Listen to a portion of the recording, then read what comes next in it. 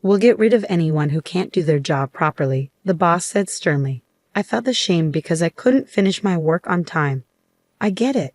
I'll quit, I said sadly. I was exhausted and couldn't keep up anymore, so I chose to leave the company.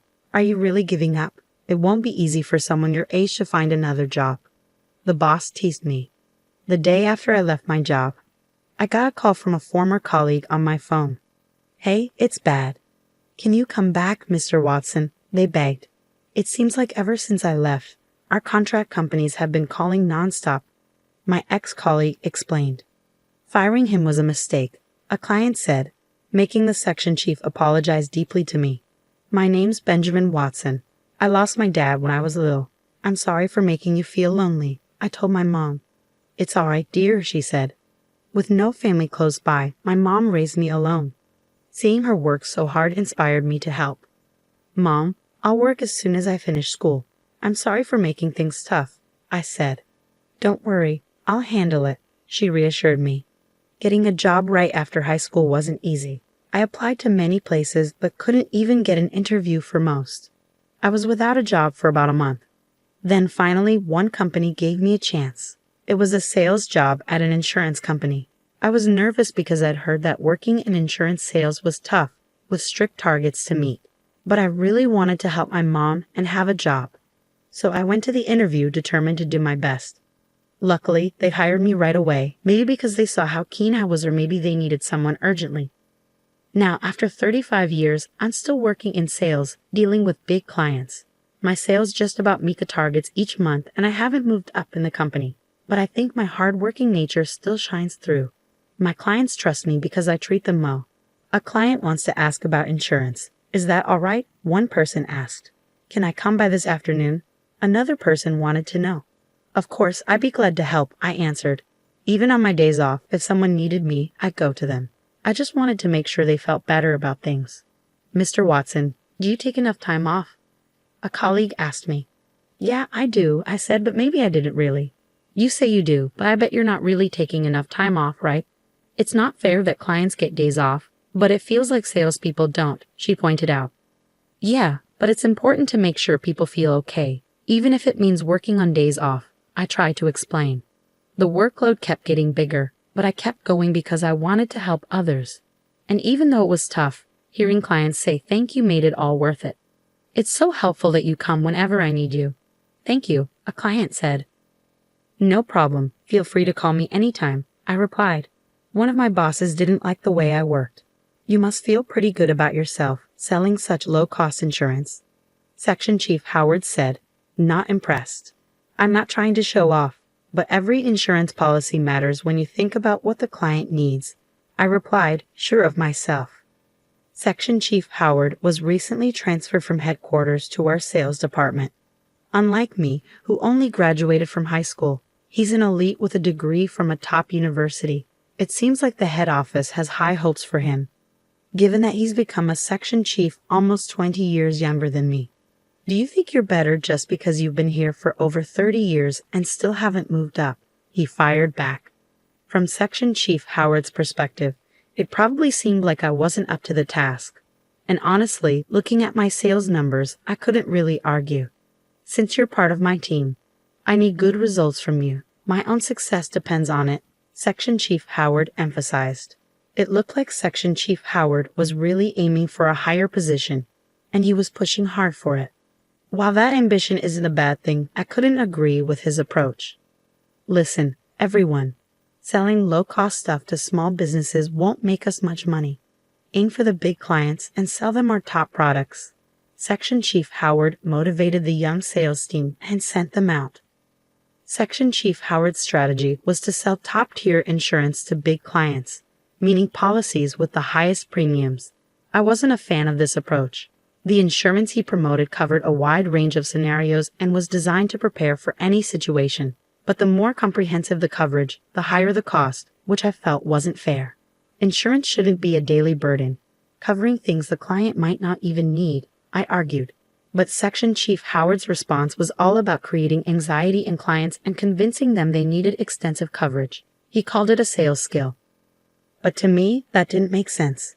I believe in providing insurance tailored to each company's needs, no matter their size, by listening to them carefully. Sure, it takes time, and I end up working late every day, but it's important to make sure they understand what they're getting.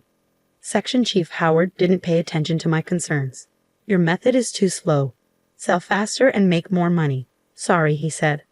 Despite his apology, I kept doing things my way, even though it meant going against my boss. But I couldn't say for sure that my way was the best. Are you even listening to me? My wife asked one evening. Huh, what did you say? I had been neglecting my family time. Working late every night, I hardly had any time with them. Exhausted from work, I wasn't fully present when I was home. I just wish we could have more time together. I'm sorry, I'm just exhausted from work. I apologized. You really need to rest on your days off. I'm worried about you, my wife said, expressing her concern for my well-being. My wife wasn't happy about how little time we had as a family. Despite working for them, they were feeling neglected. Was this really all right? I kept asking myself that question, and then my way of doing things seemed to reach a dead end. I'm really sorry, I couldn't meet the quota. I apologized to Section Chief Howard as he scolded me. I couldn't meet this month's target, I admitted, feeling desperate. Mr. Watson, do you think you can make up for it next month? Section Chief Howard asked. Well, that depends. The shortfall from this month would just get added to next month's target, and since I'm barely meeting the current quota, the chances of catching up seem very slim, I explained. If you can't, maybe you should think about going part-time, Section Chief Howard suggested.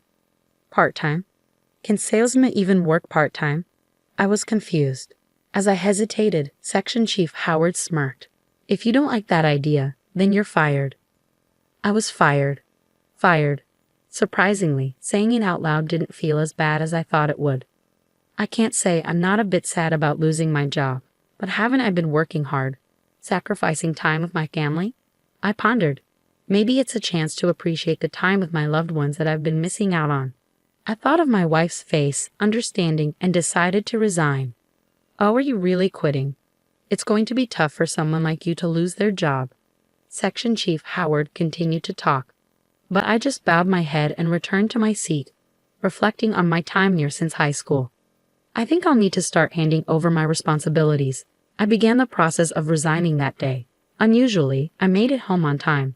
When I opened the front door, my wife looked surprised to see me. At first, she seemed puzzled, but then she smiled. You're home early today. Dinner isn't ready yet. Can you wait a bit? Oh, thank you, she said. It might have been the first time I really watched my wife cook since we got married. I realized how much time I had been spending at work. Well, I've made up my mind to quit my job, I announced. I understand, my wife responded without asking for details. The next day, I handed in my resignation to Section Chief Howard. He had a big smile on his face, seeming quite pleased. Make sure to finish the handover quickly, he'd instructed. I will, I replied. I tidied up my desk and explained my duties to the person taking over. Until my last day, I accompanied my replacement on client visits. What? You're leaving, Mr. Watson? A client exclaimed.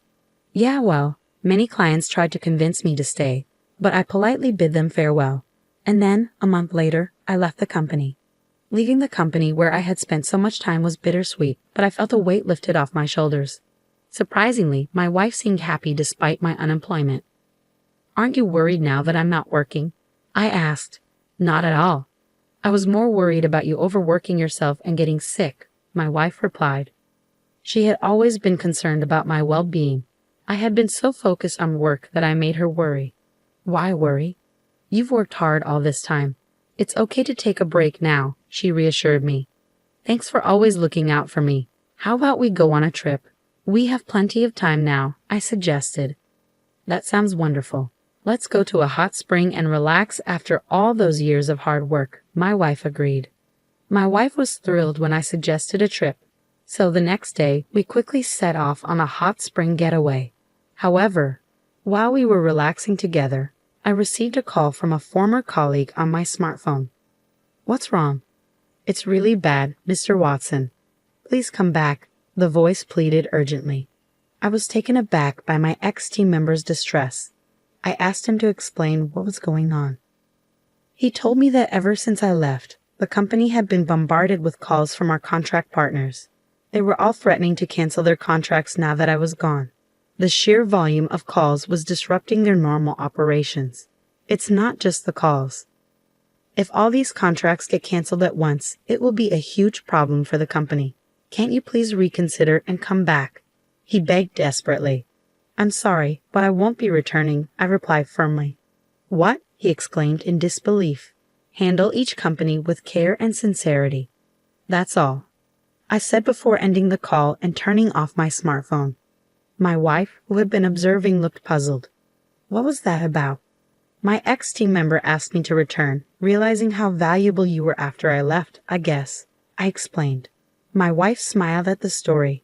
Even though I missed my job, I knew that if I went back, I wouldn't see her smile like this. I made the decision not to return to work, for the sake of my wife and the happiness I saw in her expression when I wasn't working. From then on, I ignored calls from my ex-team member and enjoyed our trip. While out for a walk, my wife suggested we visit an old-style cafe. This place looks charming, doesn't it? I've been wanting to check it out. You have a good eye for cafes, I commented. My wife's expression turned slightly melancholy at my words, and I wondered if I had said something odd. You see, visiting cafes is one of my hobbies, she confessed. Oh, I didn't realize. Cafes are popular and have such charming food, so it makes sense that many women enjoy them. I responded. I'm actually a certified barista. Did you know? She revealed. That's incredible, I exclaimed. I've mentioned before that visiting cafes is my hobby and about my certification. My wife continued, her tone growing a bit subdued. I hung my head in realization. I must have missed that when I was working. I'm sorry for not paying attention before. That sounds great. When we get home, I'd love to try your special coffee, I replied. True to her word, when we returned from our trip, my wife brewed me some coffee. It was completely different from the instant coffee I usually drink. This is delicious. I can't believe I can have this at home. I'll make it for you anytime, she promised. From then on, my morning started with the coffee my wife made for me. Spending more time with my family, I realized there were so many things I didn't know. While regretting that I had neglected my family until now, I decided to cherish every moment with my wife. A few days later, I got a call from Chief Howard. I hesitated whether to pick up, but given the recent situation with my ex-team member, I decided to answer. Mr. Watson, I made a mistake. I'm sorry. Can you please come back? Chief Howard apologized and asked me to return to the company. It turned out Chief Howard had been dealing with a flood of calls from our contract partners. He had personally visited them and apologized. Mr. Watson was always kind and considerate, even when everyone else was pushing insurance aggressively. That's rare these days, Chief Howard explained. It wasn't just one or two companies, it was the same story everywhere he went. Firing him was a mistake, Chief Howard admitted, realizing that his sales approach was wrong. Listening to Chief Howard relay the words of the customers warmed my heart. I was mistaken. What the customers truly value is thoughtful service, he admitted. You have a keen eye for understanding customers. I want to start from scratch and learn from you, Chief Howard confessed, his tone devoid of the condescension from before. I appreciate your offer, but I won't be returning, I declined. I understand. Well, if you realize your mistake and change your ways to treat your customers better, then that's what matters. I've already found a new job, I explained. My words seemed to catch Chief Howard off guard, even over the phone. After a moment of silence, he responded, I see. There's nothing more we can do then. Chief Howard sounded disappointed as he apologized to me and ended the call. While I do worry about the company I used to work for, I'm also excited about starting something new. No matter how old you get, starting afresh is nerve-wracking, but as long as I'm with my wife, I know I'll be okay. Together with my wife, we opened a small cafe. When I lost my job, my wife shared a little dream with me. I want to run a cafe I love and enjoy a relaxed life in our old age.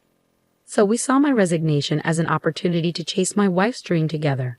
At first, most of our customers were her friends, but soon word spread and our business started to thrive. With my background in sales, I was good at serving customers, while my wife enjoyed chatting with her friends while working, always seeming happy. One day, as I greeted a customer as usual, to my surprise, it was Chief Howard. His eyes widened when he saw me. I couldn't help but give a wry smile and led him to an open seat. Is this your new job? He asked. Yes, my wife and I started it together, I confirmed. It seemed Chief Howard was taking a break from work and decided to stop by the cafe. He wasn't one to visit places often before, but it seemed he was back in the field since that incident. "You look really happy now, Mr. Watson. Are you?" he observed. Thinking back, I always seemed tired when I was at the company. He might be onto something. I used to feel guilty about not spending enough time with my wife. Now I'm enjoying my work while being with her. "You seem to be enjoying yourself too. You look more energetic than before," I noticed. "I'm training to be like you, Mr. Watson. You're my role model," Chief Howard said before checking his watch and getting up. "I'll bring everyone from work next time." "Thank you for the meal," he said before leaving the cafe, seeming upbeat.